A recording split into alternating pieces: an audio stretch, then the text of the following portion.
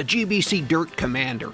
Our Dirt Commanders are mounted on a set of stock Polaris XP wheels. The front tires are 26 by 9 by 14s and the rears are 26 by 11 by 14.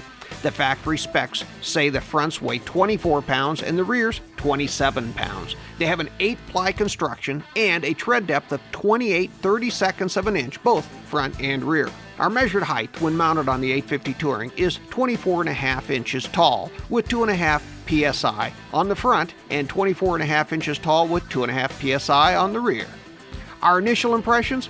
Although we have trouble getting past the Sargent tattoos on the sidewall as well as the logo on the carcass, we really like the looks of the tread of the Dirt Commanders. They look like a cross between a Terracross and an ACT. If looks were all that counted, we'd probably already vote these the winners. But that's not what counts here.